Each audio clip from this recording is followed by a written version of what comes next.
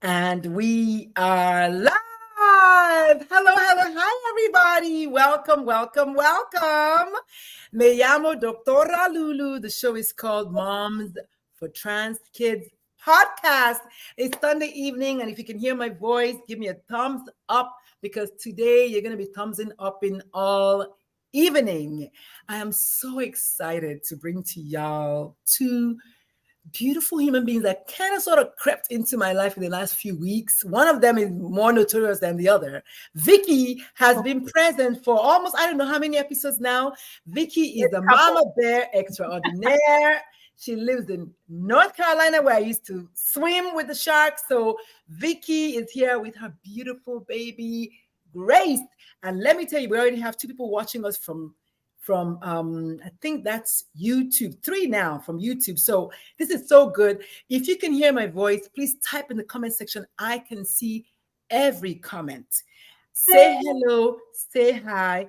Don't be shy. We're going to make sure that we engage you in the conversation. So before we go any further, let's welcome our guest to the show. First person to go is Vickie. Hey, Mama Bear. Hi, Dr. Lulu. Vickie, tell us a little bit about you and why did you decide to come on this show during this time? Well, I can't think of a better time to come on this show. Just saying. I'm Vickie Fowler. I am a family medicine physician in North Carolina, and I have amazing children that teach me amazing things. And I happened upon Dr. Lulu, who basically says that we need to listen to our children and they teach us. And it just resonated. And here we are. I'm just thrilled to be here with my daughter, Grace. I wonder who is Tom Fowler. Oh, that could be my brother. I wonder. I recognize the last name. Hi, Tom. Tom says I can hear you loud and clear. Hello, hello, hello. And then we have another repeat offender today. We have Kim and we have Susan. Hi, Susan from River Cabin in Texas Hill Country. Welcome, welcome, welcome, everyone. So we're going to dive right into it. Who is Grace and why are they here? Hi, Grace. What's going on? You're muted. Oh, you're muted. We could hear you. What happened? You got to unmute. Oh no. I promise y'all it was working. She was talking a minute ago. During and she's an IT expert, so this is all. You know what happened? You know, it's probably when she got kicked out and came back in. I don't know, but I heard her voice. Are you there? I was talking. Yes. Yeah. Okay. Hi, I'm Grace. I'm a student at UNC Chapel Hill. I've lived in North Carolina my entire life. I've lived in Chapel Hill for the past 10 years.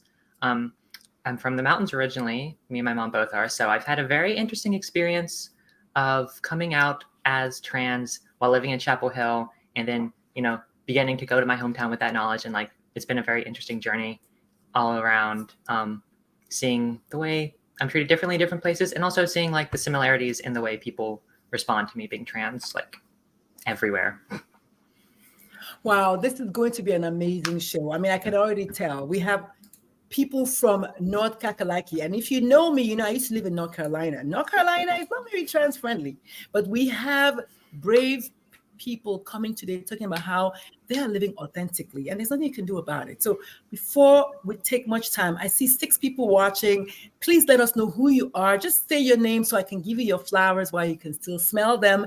My name is Dr. Lulu. The show is called Moms for Trans Kids Podcast, and I'm just more than happy to do the show every single Sunday at 6 p.m. Central. So please tell one person about it.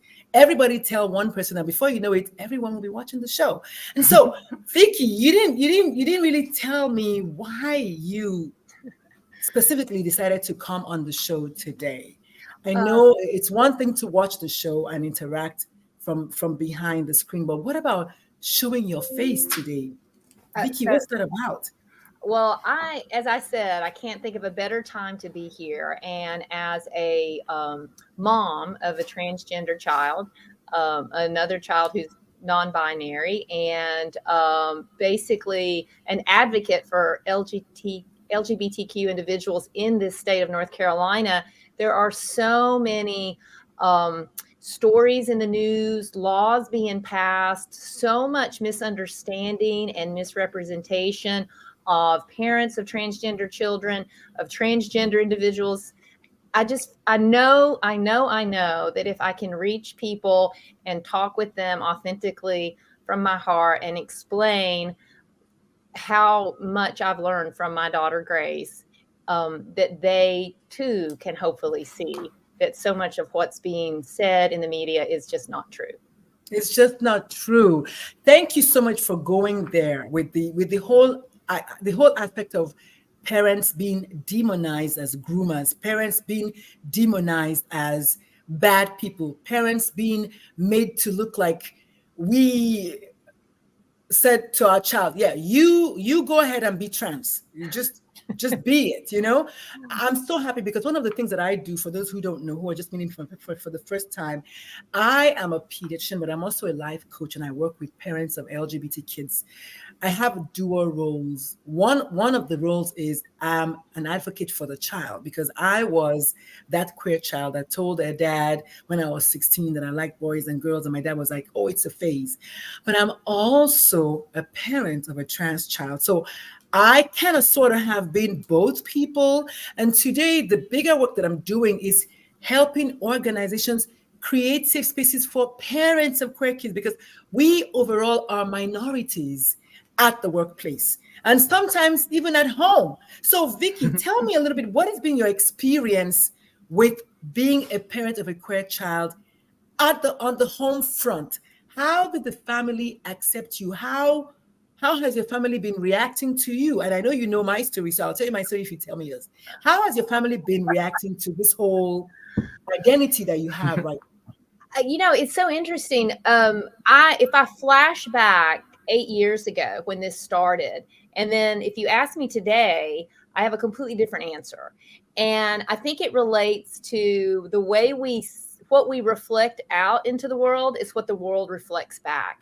So 8 years ago, I reflected out into the world almost like apologies, or I'm confused, or please help me understand this. There's this really crazy thing going on at my house. And so what was reflected back to me was like confusion. And so it was difficult. But one thing was clear, that my child, I had to be her advocate. And so anytime I thought Grace was potentially an outside force, was like going to bother her, hurt her, cause some problem for her, I was immediately advocating. But then when I was speaking with maybe family or friends or colleagues, especially my colleagues 7 or 8 years ago, they were confused. And so many of them really didn't have words to support me.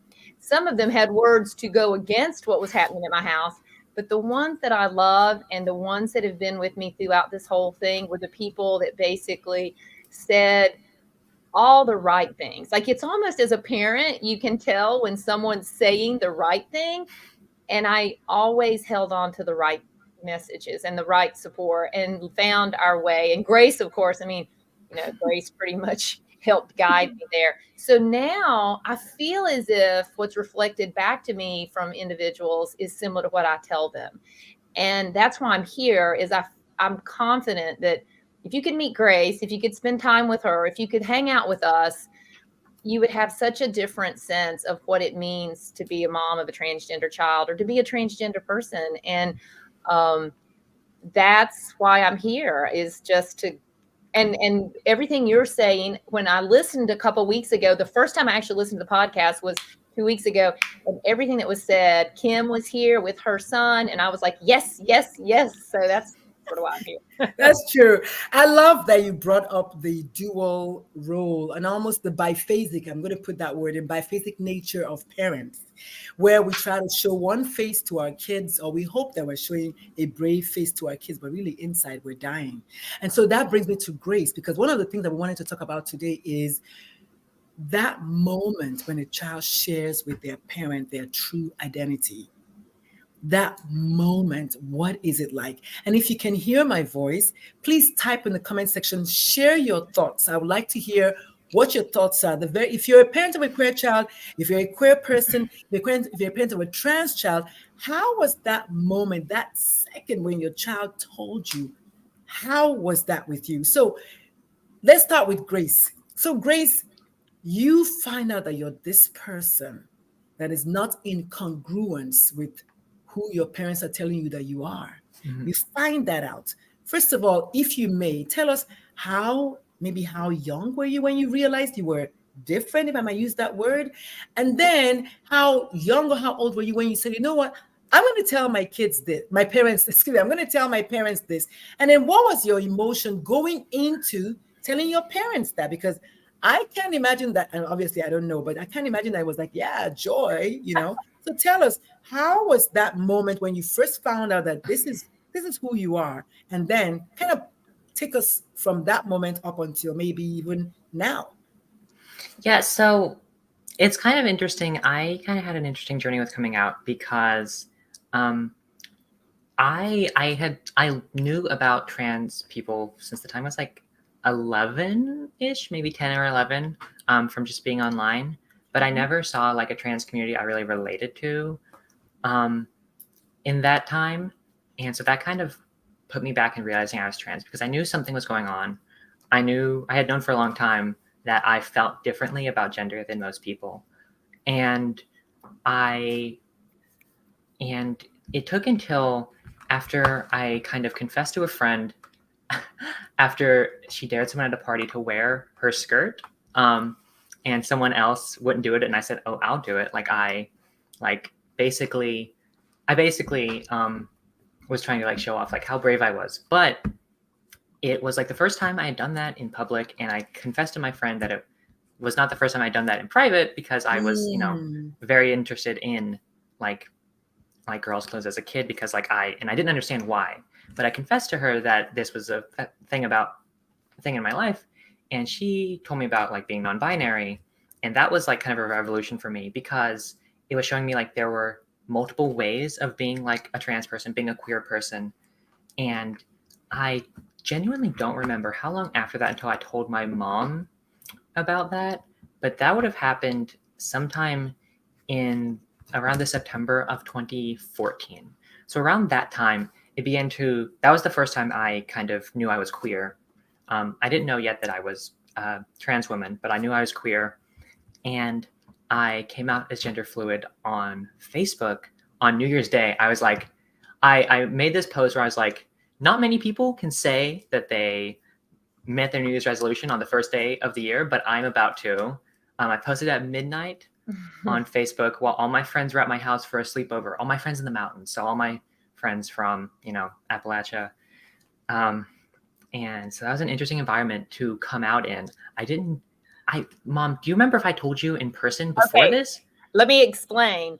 But you know what? But even before you say that, I want to ask a question because I want to always bring my audience along. You mentioned a phrase that I know, and maybe some of us know, but you mentioned non-binary. For the sake of moving forward, do you want to take a moment and explain to us what it means to be non-binary? And then we come back to Vickie. And thank you all so much. Thank you so much to Zoe, Hod, D. Knox, Susan, Tom Fowler, Kim. Thank you all so much for being here. Please interact with us. Let us know if you have any questions. I want to ask the basics because I want no one to leave here saying, what was that non-binary? Mm-hmm. There might be somebody watching this show today that's going to say, wait, that's me. So, Grace. Yeah, that would be very cool. I've had people tell me that because of like a blog I've kept that they realized they were trans or they were reassured in being trans, which is really cool because they found my kind of gender diary, as it may be called. But so non-binary is like people who don't identify as either a man or a woman. They kind of identify outside the gender binary because there's so many other ways of being outside of our society's kind of standards for like what a man is, what a woman is. And because those are very restrictive boxes. And of course you can be kind of gender nonconforming while still being a man or a woman, but some people truly don't identify with either category. And so they're non-binary. there are some people who kind of identify as like non-binary and with a binary category, like they have a lean one way or the other. I, at the time, the word my friend specifically introduced me to was gender fluid, because I felt I had a sense of gender that seemed to change over time. I felt like some days I felt more masculine, some days I felt more feminine. I ultimately realized that for me personally, that was just kind of the ebb and flow of like embracing my gender versus kind of suppressing it. But that means that, but there are people for whom that is their genuine experience and who they are inside. I love it, because I was going to ask you what about gender fluid, and I discovered after I went to Dallas for the Black Trans something coalition conference. I discovered that I think I'm gender queer, but definitely more identify more with being a woman. And I think just for all intents and purposes, probably I'll just stick to that. But the way the lady explained to me, I said, wait, I think I'm gender queer. But this is the beauty of life, and just the fact that we can all explore, and there's nothing wrong with exploring. And if you find that it doesn't fit, then that's fine too. And so bringing us back to the question of the moment when you found out. We have a comment here from Kim. I'm going to take the comment, and then I'm going to let Vickie respond. So watching you tell your story to us, that is such a beautiful journey to share, Grace. By the way, I love your name. Thank you for being vocal for the trans community. I appreciate you both. This is coming from Kim. At this point, Kim is my sister. Okay. So this is coming from Kim, my sister, fellow mama bear, who is unapologetically, literally Kim's house is like the queer home in their street or in their neighborhood. All the queer kids just flock there. And so Kim has a t-shirt that we both have that says, we don't give a fuck. Yo, Kimmy, type the name of the t-shirt. I forget the name. Something about we don't give a fuck, ask us how, or something. Fuck the closet. It's fuck the closet, ask us how at the back. That's the t-shirt, because we are like mama bears that we're not playing. Okay, so so Kim is my sister. Kim, thank you so much for sharing that. So back to you, Vickie.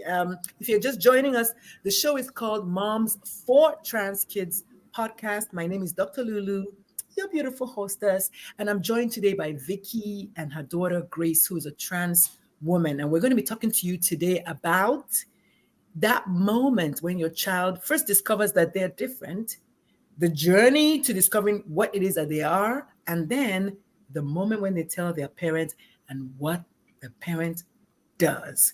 So over to you, Vickie. How was that moment? Well, I'm going to tell you, the Grace came out on Facebook, and I did not have a Facebook account. So back in 2015, I forgot about that detail. I really did forget about that. Wait, hold up. Yeah, hold up. Grace, I suspect you knew your mama didn't have, but hey. I think at the time, I did know my mom didn't have a Facebook. At this point in time, I have forgotten that I knew that. So anyway, yes, that's okay.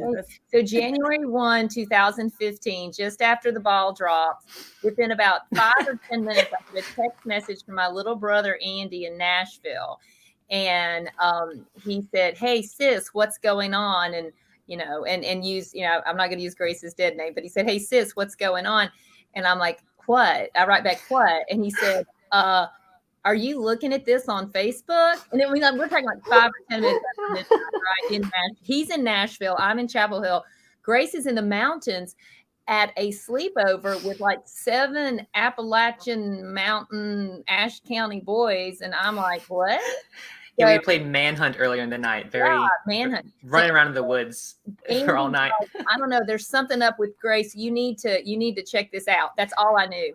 And then, okay, so a lot kind of happened after that, but I had to learn what gender fluid was. Grace had done actually, Andy screenshotted Grace's Facebook post and sent them to me. So I read about gender fluid and I was like, what? So I asked my hairdresser, I thought would understand. They had never heard of that either. So anyway, Grace had to educate me about gender fluid, and that seemed to fit for a while. And I think it's because we were going back and forth to the mountains and to Chapel Hill and the mountains and Chapel Hill. So every other weekend, Grace was presenting as male and then come back to Chapel Hill, present as female, kind of back and forth. Mostly. No, I still presented as masculine at school. Oh yeah, that's right. I didn't like pivot that until later. Okay. But it started to feel very uncomfortable to do so. We're going to fast forward. Yeah. So Grace went to kind of gender neutral kind of present. That's right. Wait a minute. Wait for it. I still did not get a Facebook account because I was slow learner. And in the August 8th of 2015, while I was in Florida on vacation and Grace was in the mountains of Ash, if I'm not mistaken, perhaps. I was on the way to Nashville. So Andy was involved in both of these stories. So Grace was on her way to see my brother in Nashville, and Grace posted on Facebook August 8th that she was trans. And I was in Florida and I didn't see the post till I came back. So I decided, number one, I needed a Facebook account. So if any of you check, I went on Facebook in like August of 2015, number one. Number two, school was starting the next week. And this is the first conversation Grace and I had about her gender identity. It was Thursday or Friday. School was starting Monday or Tuesday. And I said to Grace, school's starting next week. We need to go shopping for school clothes. Are you going to present as a girl, or as male or female, when you go to school next week? And Grace said, well, that depends. And I said, on what? Now, we were just driving down the road, like having a normal conversation. We were driving down the road. I said, on what? And Grace, without missing a beat, said, well, that depends on whether I'm going to be kicked out of the house or not. And I mean, I'm just saying, yeah. I just like my heart just stopped. Like, I don't want, you know what? I don't even want you to. No, I said, what? It needs to think in. I was like, what are you talking about? Of course you're not going to be kicked out of the house. And actually, she didn't understand where I was going. I said, we need to go clothes shopping. And so we need to know where to shop. Yes, because if she had listened, she would have known that clothes shopping, well, who knows? Well, I didn't ask her. Read your mind. Were you clothes shopping for? I didn't lead with the clothes shopping. I said, Grace, school. Yes. I actually said, school, this is how it went. I said, school starts next week. Are you going to present as male or female? And Grace said, I don't know. And it depends on, are you going to kick me out of the house? And I said, no, we need to go shopping. That's how the story went. We need to go shopping and we need to know what you're going to buy. And so that was the point where I understood that Grace was scared that she was not going to be. I had started picking up some clothes from like friends who gave me their old clothes they didn't wear anymore from like thrift stores around town. So I had some things. I'd been out with some friends like NFEM over the summer and things. So I had started to kind of do that. Not on the daily yet, but I was kind of getting used to that. So my mom was like aware that was a thing I was doing. But it was a very fraught time. I knew that at the age I was, couldn't make my own healthcare decisions yet, right? Yes. And I was very determined. Like as soon as I knew I was trans, I was like, I know that as soon as I can, I want to start hormones. And I had determined that if I was going to be slowed down in that process, that I was going to try to get myself emancipated, and so I could make my own healthcare decisions at 16. I love it. I think I would have done it, but I think also that kind of, it wasn't meant to be a threat. It was just how I felt. I kind of think that put the fear of God into my mom's heart. Well, you know what I'm hearing here is, I want people who are on the outside to hear how there is fear on both sides. So when people start saying parents are grooming their kids are choosing to be trans, it's a decision. I want people to hear how potentially scary it is for both parties. Now, Grace, that was badass of you, but I'm not surprised because my own child, if anybody has heard my story, you know that I always say that the day I said, look, this is not a joke, was when my kid said, Mom, this is a journey that I'm prepared to go alone. So there's a certain amount of bravado that comes with just embracing your true self. It's like, you know what, come what may, this is what it is. Am I on the right track, Grace, you think? 100%. 100%. Oh yeah. So Grace, so what happened, by the luck of God and all things in the universe, Grace came out in August. lived in a cul-de-sac with the most wonderful human beings. And on the first day of junior year, walked to the bus in a mini skirt that her grandma ironed for the day before. No lie, Granny lived with us, and my mom ironed the mini skirt. And I think it might have been the one my friend. No, I hadn't. My friend actually ended up giving me the skirt from the party later on. Yeah, anyway, so she I'm just loving your grandma from a distance. Okay. I wish my kid. Oh wow! If wishes were horses, I wish my mother would even do that. Like, this is so beautiful to listen to. And your mom is from North Carolina, from Appalachia. She didn't understand, but she did what needed to be done, right? She was confused. Exactly. Wanted to iron the clothes, so she didn't care. The clothes had to be ironed, even if it was dirty. She washed them, she ironed them. That was and hung them on hangers for Grace. Yeah, I should have been doing it at that age myself, but you know. You know what? No judgment here. I'm wanting. There's so many faces. Oh my God, so much. The fact that your grandmother, like you said, did what needed to be done. As you and I know, Vickie, parent to parent, one of our biggest stories that we tell is when I don't understand it. When I don't understand it, and because I don't understand it, don't be it. Here's the grandma, like, you know what? I'll iron. Like, what do I need to do? This is such a beautiful story. Yeah, Thank you so much to Conrad Flick. Maybe they know you because they are saying that they love you both. Thank you so much. And that then Kim says, I'm loving this so hard. Kim is so proud of you too. This is so beautiful. I didn't know, as y'all know, if you've ever been on my show, you know, I never want to hear the stories before. I don't want to hear anything before. I want my reactions to be authentic and true. This is such a beautiful story. Such a beautiful story. I have a lot of wishes. I'm just going to leave them alone, but I have so many wishes right now. But first of all, I want to say thank you so much, Vickie, for being the parent that you were at that moment for your child, right? And then thank you so much, Grace, for being the fearless kid that you were at that moment. Now, there's this story about going to school and superintendents, and who wants to tell the story? Who wants to bring us into that? Vickie, you dodged that bullet. I wanted you to tell us your emotions that moment, but okay, we'll just move on. The fun thing is that I came out on Facebook in August. I started school probably later that month or the start of September, and I actually started a blog about my a gender diary, kind of for myself in September of 2015. So I have like documentation, like times and dates of what I was thinking, all the things I was doing in my transition from the end of 2015 onwards. And it was very interesting going to school because I was presenting as a girl. I had come out, all my friends knew, but I didn't know everyone at school, obviously. It was a very big school for kind of, well, probably average for high school, but fairly large, much more so than I would have experienced back home. And it was really interesting because a lot of people didn't know I was trans, and I didn't, quote unquote, pass, right? Like I was either, by a lot of people, I was kind of, you can tell when people are giving you weird looks, right? A lot of people I was looked down upon by. My friends were all super supportive. My friends are the ones who helped me realize in the first place. But I had a lot of trouble, specifically around the bathroom. Teachers were very calm about using my chosen name and everything.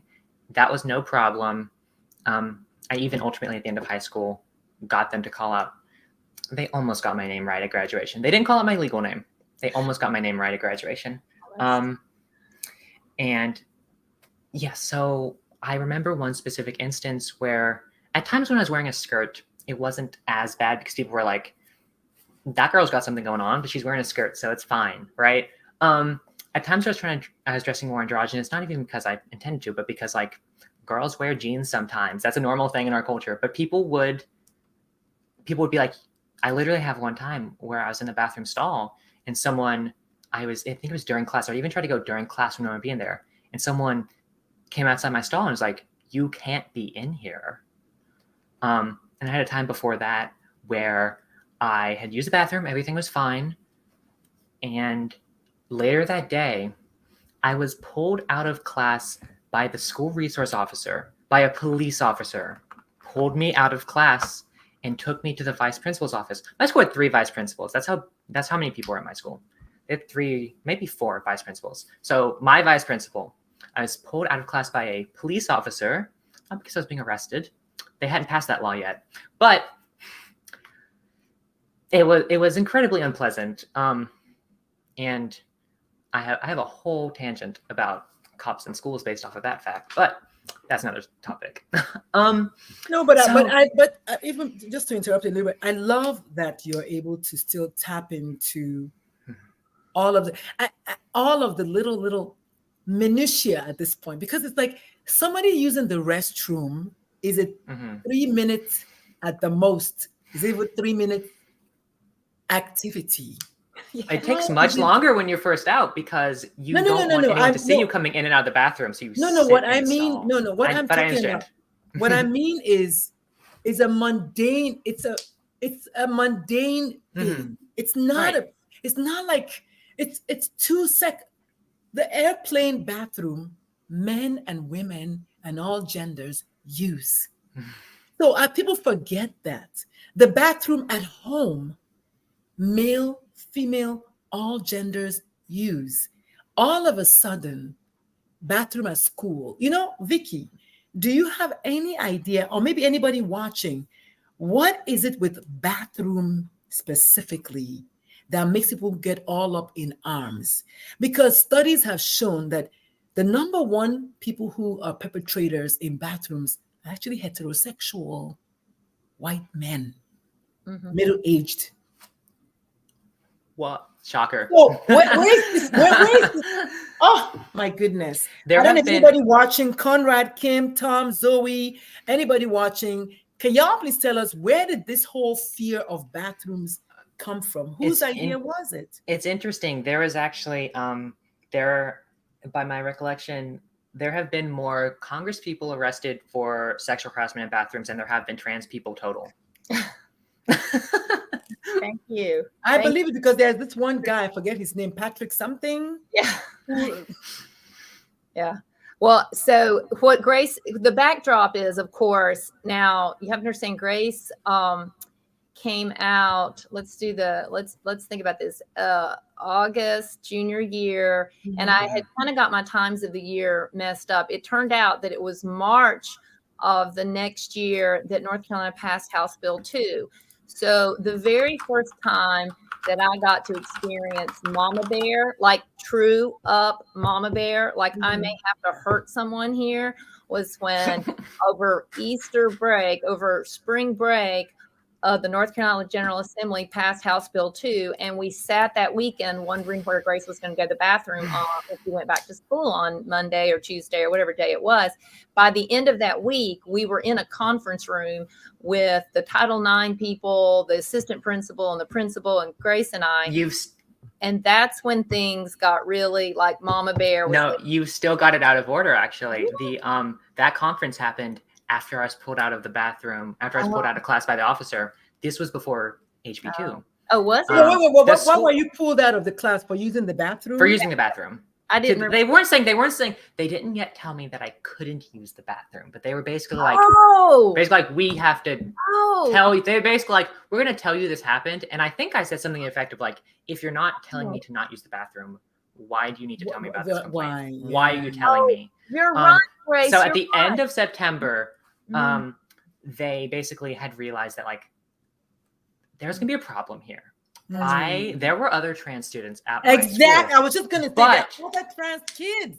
It's not just you. But a lot of them either had not supportive families, or they just, even if they like had taken like cut the hair short, whatever, taken action that they could take before having the family support to actually transition, they use the bathroom they were kind of assigned. They use the bathroom of the gender they were assigned at birth.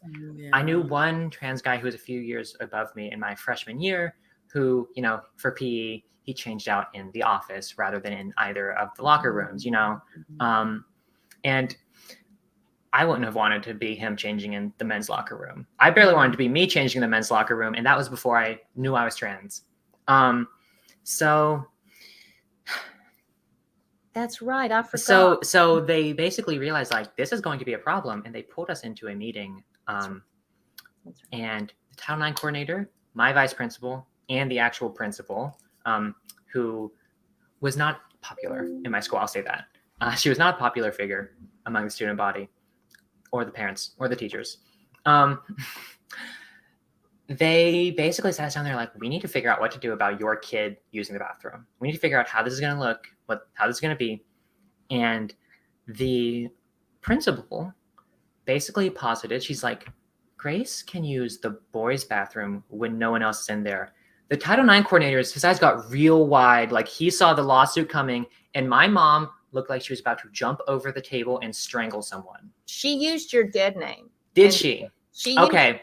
That sounds about right, actually. During the entire meeting, Grace was being referred to as she and Grace, and she used Grace's dead name, used the wrong pronoun, and said that Grace would use the boys' bathroom. And I'm just going to say that's the moment that Mama Bear switch flipped. I mean, I remember it. I think it would have taken longer for that switch to flip had I not been so basically directly attacked by the principal. Yeah, it like broke her mind a little bit that someone would be so dismissive and rude to me. I think I'm even most worried. I mean, that was 2015. Imagine what's happening. 2015. Yeah, it was. Imagine what's happening now, because bringing us to the present moment, North Carolina has been in the news lately. Vickie, do you want to tell us about what crazy moronish behavior is going on I'm in Texas. I can't even speak. But yes, y'all live in North Carolina. So what is going on in North Carolina? Can I interject? I think it's important to talk about what happened with the legislation in 2016 as like kind of a backdrop. Like they started to kind of try to push the envelope. Sorry, I don't know if you can hear the dog outside. Okay. In 2016, like my mom said, over that Easter, they passed HB2, where basically legally in public facilities, because they can't regulate private businesses, you have to use the bathroom of the gender you're assigned at birth. I remember if language is like assigned at birth or on your birth certificate, one or the other. For me, it didn't make a difference. And the school, to its credit, I think largely inspired by the fact that I was causing problems for them, over the spring break, converted two of the teachers' bathrooms into single-stall gender neutral bathrooms. Okay. Which was really good, except for the fact that there was two of them on one side of the school. The school had 4 buildings and a bunch of trailers outside that also had classes in them. And the teachers continued to use those bathrooms between classes. And so I would be late to classes because I could not, because there were 2 bathrooms in the entire school, plus 1 in my Japanese class trailer in the morning that I could use the entire day. And that was it, unless I wanted to be harassed in the bathroom. So I would be late to class, and my teachers, my teacher was great, especially the one who had a class literally right next to that. She was really great. She was always like understanding if I was late because of that. But I remember one time so it was the SRO so it was okay for the kids to harass you. Are you seeing this trend? So right. it's okay. You know what I mean? Like, we're supportive, but we're going to let the kids harass you if they want to. Because basically, they basically, instead of like actually standing up for the fact that they're harassed, and they came up with a solution that wasn't stopping harassment, you know? Yes.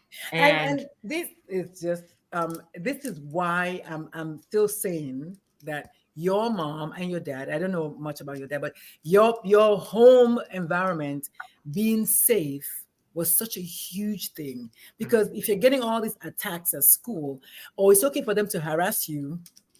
I mean, if they want to, just don't go to the bathroom when nobody's there. I mean, let's walk around that. It's crazy. I did have understanding friends. My friends were great about everything. And like you said, like Kim's house being like the queer house where all the kids came. That was my mom's house too. She always had my friends around. Like a solid 75% of them were queer at least. Yeah. I'm so happy to hear that. And they were all lactose intolerant. What was that all about? Wow. Oh my God. Thing. Okay, Kim, chime in. Kim, attention, Kim, calling Kim, come on in. Come and tell us, are the other kids in your house, are they also lactose intolerant? I want to read this, Kim. I want to read what Kim said. Isn't it crazy that the journey involves all the feelings from horrifying to exhilarating. Yes, it can be so beautiful at the same time. And I want parents, other parents who may or may not be as vocal as Kim, Vickie, and I, to know that once you lean in, it gets easier and you learn so much. I don't know how many times Vickie has said that she learns so much from Grace. It's true. You learn, if you lean in, you learn a lot. Also, Kim said about bathrooms when I asked a question about bathrooms, said bathrooms are way more of an issue than they need to be. People need to just do their business and zip it twice. And I love that. Thank you so much for just being part of this. If anybody has any comments, feel free to type your comments in. Oh my God, I'm getting fired up. I think that was when we talked about the dead name using and then and all of that mess. I mean, it's crazy. And Kim is giving you flowers here and saying, yes, all of them, no lactose. What is that? I did not know this. What is up with that? That is weird.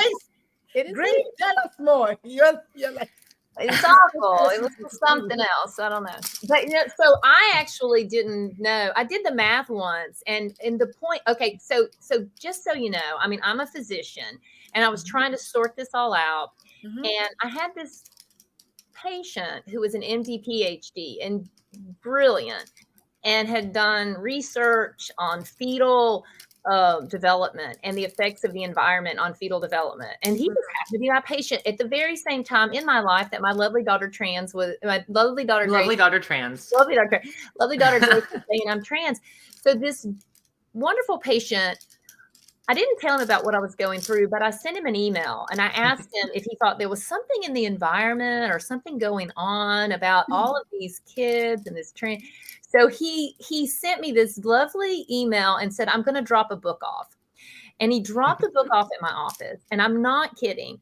It is a book that was written many, many years ago. I should have known all about this when I went to medical school. Dr. Lulu, we should have been taught this in medical school. I wasn't taught about it because I thought recently that up to 80% of the world population is lactose intolerant. I don't know if that's where you're going, but I saw that like last week. I saw that somewhere. But go ahead. So like 1 to 3% of all civilizations since beginning of time and since anybody is documented have been transgender. 1 to 3% of every society, every civilization has names for people who are transgender. And I did the math, and there were 1,400 kids in Grace's school. And I decided that if 3% of them were trans, that meant 2 to 3%. That meant 28 to 42 kids were trans. And I'm like, yeah, they're all coming over to my house every week. And, you know, I just feel like we have to understand, even if it's only 20 or 30 kids, these are human beings and lives that are being held in the balance by these institutions. But they just want to be left. They just want to grow up and be their best selves and be their authentic selves. I remember telling my mom when we moved to Chapel Hill that everyone in my hometown knew me because she was a doctor. Everyone knew me and I didn't know everyone. And I was grateful that when I came to Chapel Hill, that I was like a ninja, like no one notices me. I can just exist and not everyone's like waving at me. People I don't know waving at me. But then it got very lonely not being noticed. And that's not to say I'm trans because I was tired of not being noticed. But what happened was the switch, like when that switch flipped, when I came out as trans, it was a lot of attention. There was a lot of focus and a lot of positive focus, a lot of positive reaction from my friends and a lot of negative reaction from kind of the broader institution and a lot of the community. Grace was no longer a ninja, and so I was causing problems for them. But I'm going to say this: and it's easier to silence you than to correct the people who want to bully you. That's crazy.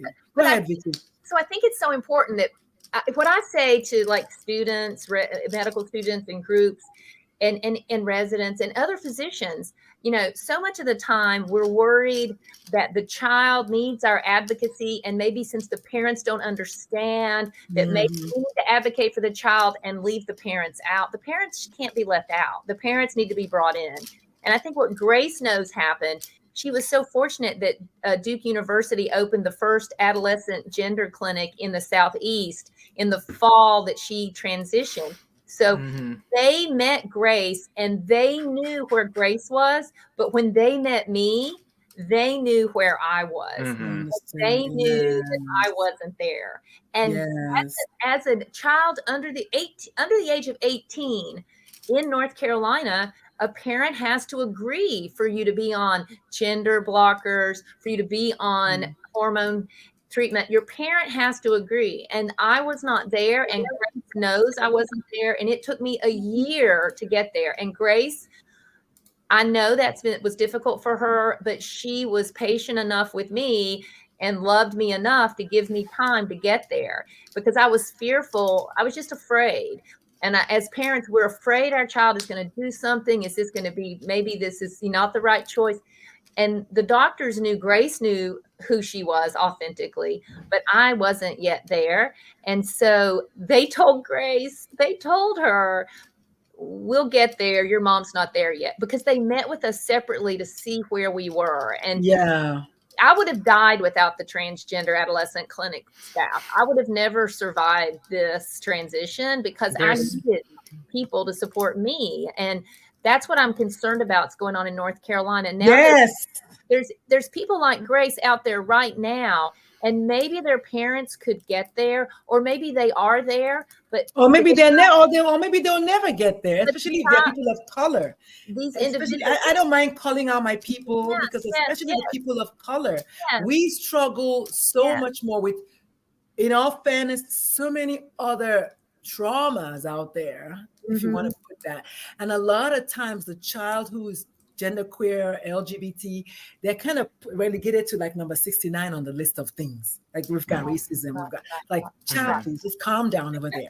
But then again, it is a matter of life and death It for is. these students. It I is. would love to invite Kim and Vickie to come back another week, and let's talk about that point you just made, the lag between parents getting it and kid knowing what's happening, and the danger at that delta, the danger that could happen at that point. That's right. I would love to explore that. So Vickie and Kim, I'm gonna put you all together in a thing, and we're gonna do it. I really want to talk about that, because these are where parents are. And unfortunately, because parents are the most influential people in the kids' lives, it is so important for the parents to come along and to not take too long. But Not take too long. also, yeah, but also we have states like Florida and Texas that are saying, well, you know what, parents, you get to decide when. And there are enough parents who will never budge for reasons best known to them, religion being one of them, culture being other, rhetorics from politics being other. So many things. And then to talk about the fact that the North Carolina state body vetoed or overturned a veto. What are your thoughts about that, Grace? it's really complicated. I'm not happy about it. It's that's my most basic opinion, is that I'm very much not happy about it. It's genuinely kind of traumatic, because I have talked to people who I've talked to parents of kids who are affected by this, and even the parents that are there, they can't do anything for their kids unless they leave. They have to leave their homes if they want to give their kids what their kids need. And it's so depressing, because I remember, even despite all the harassment I received, even when the security guard told me to not use the girls' bathroom anymore because I had, quote, boy parts, and after the principal gave me express permission because my mom almost killed her with her eyes, she could have killed her. Vickie said there was no physical violence involved. So, I mean, when I came out, I felt like things were getting better. Yes. They had just opened the clinic. My mom was sending me news articles about the clinic opening at Duke. And I knew at that time that at some point she would be on board with me starting blockers. We kind of, as soon as we had the chance, I kind of started blockers, with me being one of the early patients there. And I kind of had a feeling she would come around. So I did not get myself emancipated, like I said I was considering earlier. But it's just horrible because I thought we were going in the right direction. And then in 2016, when I started hormones, around that time, I started hormones in August. I believe it was August 16th, something like that, like right at the start of school, because I told my mom that was my senior year. I told my mom that I was not going to go to college until I'd been on hormones for like a year.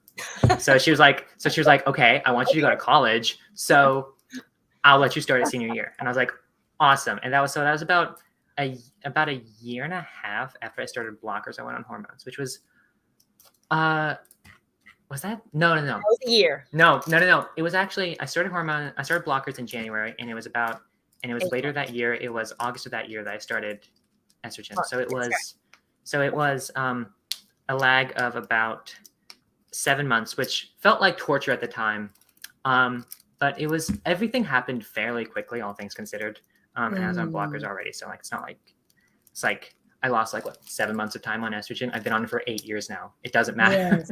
But I wanted to be on it before college. And my mom let me start. And it's just and so that was August. We all know what happened in November of 2016. And so it just kind of hit me. I remember that night realizing that the rhetoric around everything I was, and around so many marginalized people, had gotten to the point where that could happen, where we could have someone like Donald Trump elected president. I hate to mention it. I know we all hate to even think about that, the fact that happened. But so within the span of a year, I went from feeling like things were getting better, like I finally had this opportunity, this clinic was opening, I'm in the place where things are going in the right direction. HB2 happened, and I'm like, okay, we'll figure this out. Lambda Legal had a phenomenal lawsuit. Law is no longer in effect. I was almost involved in the lawsuit, but I think they didn't want to start pushing the envelope on minors' gender care yet.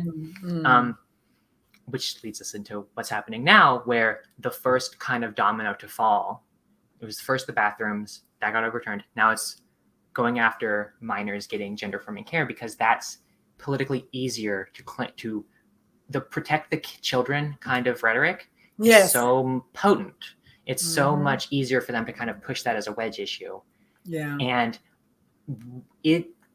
I want everyone who voted for that law, I want to sit every single one of them down, and I want them to admit to me that they would have been okay with me taking my own life in the year 2016 had I not been allowed to start hormones. I want them to tell me that is a sacrifice they would have made, because that is what's going to happen, and it's horrifying. I mean, what we're seeing is it's comparable to, there's the lavender panic in the middle of the last century. There was the AIDS crisis in the 1990s. These are events that destroy our community, and we're seeing it happen again. Yeah. And so it is beyond traumatic for me to see how things have regressed, and to see how trans people have become this social wedge issue, and to see how children are being attacked and left to die because of their gender identity. Yeah. And you can tell reading these laws that the people writing them, it's the same law in every state. There's a group of people who goes around. There's this one woman who transitioned and then detransitioned. And I have nothing against people who choose to do transition. I have nothing against anyone who chooses to do transition. That's their own journey. But when people use that to attack our community, a community they once thought they were part of, it's just egregious. And they're useful pawns for the far right to push this conspiracy about groomers, about trans people being an epidemic, about chemicals in the water. And like my mom said, there have always been trans people, trans adolescents with 99.7% guarantee, if not higher, because a lot of people who choose to not transition do so because of social stigma. Yes. End up being transgender. Yes. And it's just insane to me that the politicians could justify this because they don't know what they're talking about. Right. They write about these being experimental procedures. The first I want to ask transgender surgery happened before. Grace, give me 1 second. Yeah, go Grace, for it. give me 1 second. I want to ask your mother a question. Mm-hmm. As an internal medicine physician, as the person who sees the grown-up kids, what has been your experience in practice? Not talking about the room where you're seeing patients, but just as a physician seeing adults. Has the number of adults you've seen who are trans, has that maybe somehow gone down? Are you seeing more of them with mental health challenges? What is the experience as an adult, as a doctor of adult patients? Well, so who's receiving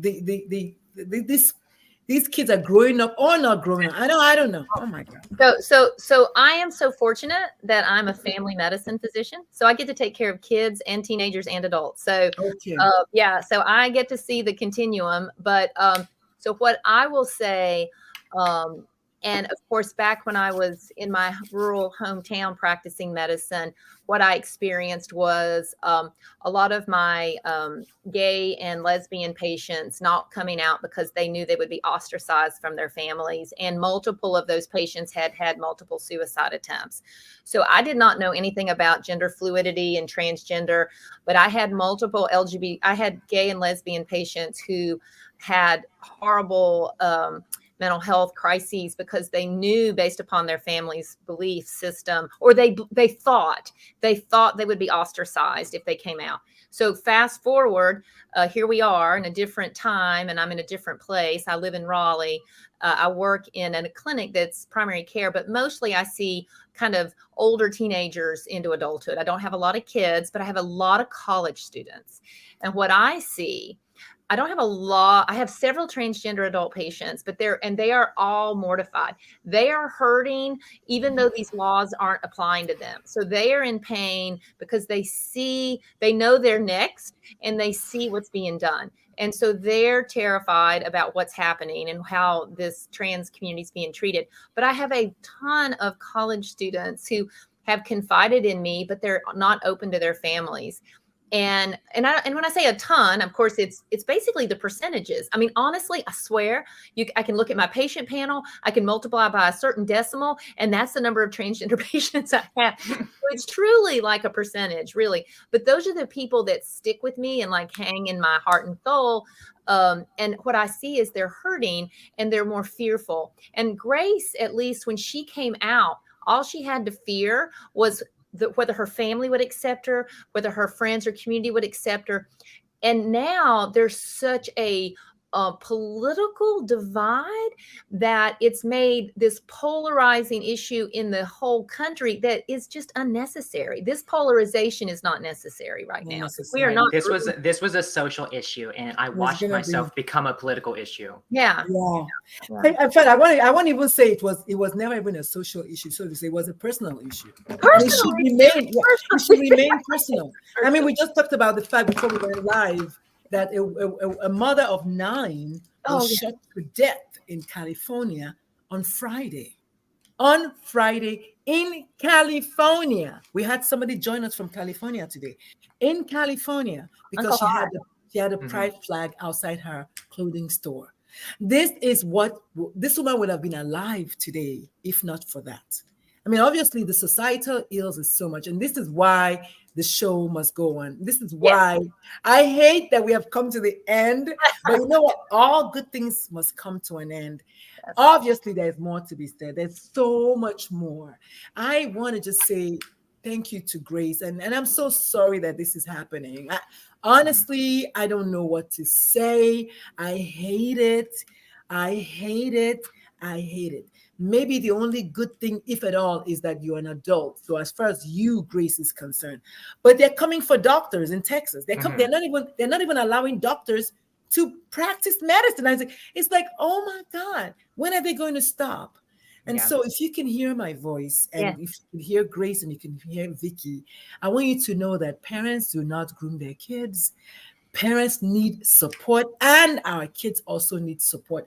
And the more of us that start speaking up about it, speaking out about it, the better. And so, Vickie, you go first.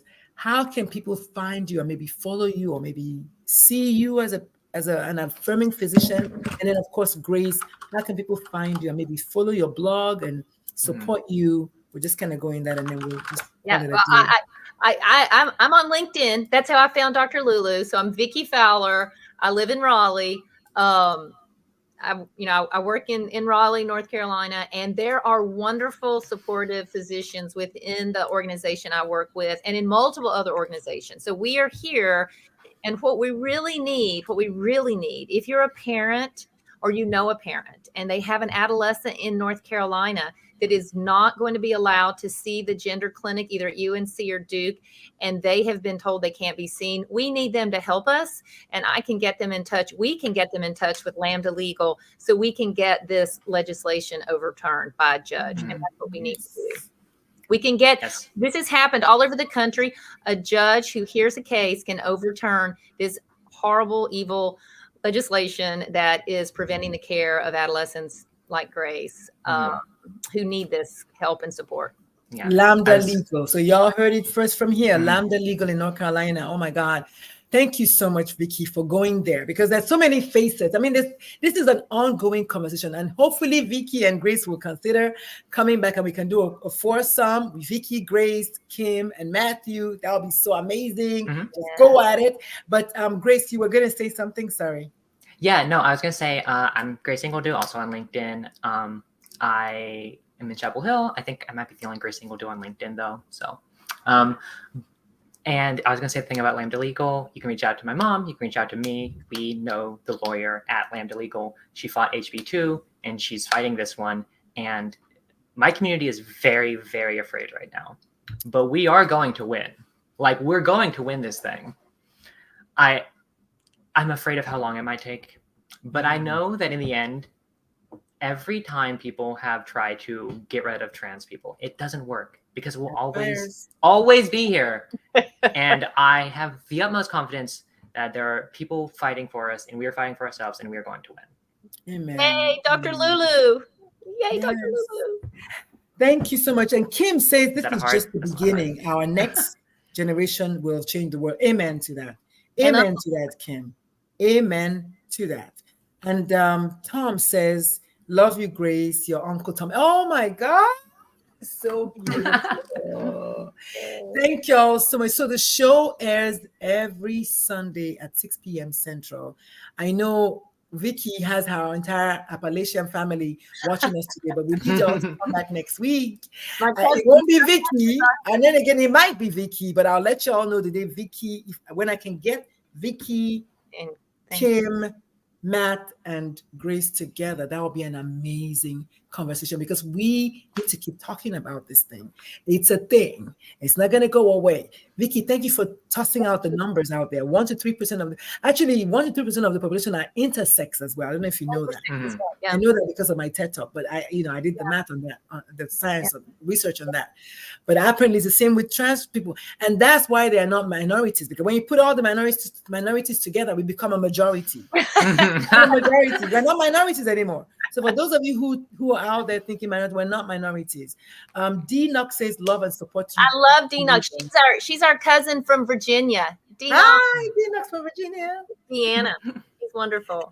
Thank y'all so much for coming. My name is Dr. Lulu. Join me tomorrow night if you can. Usually I write solo on Monday nights. I make a case for supporting parents of queer kids at the workplace. I make a case because I have had a personal experience of ostracization from my family. And I know that I cannot be alone in that department. And so join me every Monday at 6 p.m. Central for something similar, but not quite the same. We're talking about the workplace and things that you can do to create a safe space for parents, really pretty much everyone, because you never know whose child is going to be next. And therefore, we teach you ways to create safe spaces for people at the workplace who are queer, minority, marginalized. I mean, all of the words. Thank you so much, Grace, one more time for coming today. This has been just amazing. I know we didn't touch one quarter. But you know what? At least we started. So Mhm. Grace and I say Kim, Vickie, please say yes to coming back. Of course. Of Thank you course. for having me. I really appreciate the Thank opportunity. you. It's a great conversation, and I'm always happy to advocate for my community, my people. So And who is Hod Greenlee? Is that your family? Grace, tell. yeah, he's my dad's best friend from high school. That's He lives in Uncle Hod. California. He's on the other side of the country. Yeah. Thank you, Not- Uncle Hod. He's Uncle Hod, not technically related to us, but he's Uncle Hod anyways. Thank you, Hod. Thank you, Uncle Hod. Thank you all so much but this is what family, this is a true sense of family. And if you can hear my voice and you haven't subscribed to the YouTube channel, please subscribe on your way out so you can get it delivered to your inbox every week. But thank you all so much. Grace, you have been an amazing human being. Vickie, I love you. You know that. Kim, D Knox, Tom, Hod, everyone. Let me go as far as Zoe, and then we had Susan. Everyone, please subscribe to the YouTube channel and support us so we can have more people. And then share this video. If you can hear my voice today, share this video with one person at least. You never know whose life you might save. That's right. So my name is Dr. Lulu, and I come at y'all every week. And if you need anyone who does the work that I do, which is coaching parents, speaking up about queerness, speaking up about queer kids, speaking up about queer trans kids, and especially supporting parents at the workplace, because it's so critical because parents are broken. We don't know what we don't know. And all the support we can get will eventually, ripple into our children. Okay, I'm going on and on now. So it's 7:06. The show has to end. Thank you all so much for coming, Kim and Grace. Thank you. Amazing. Thank you. Bye-bye. Bye, Thank you. Bye, everyone. Bye.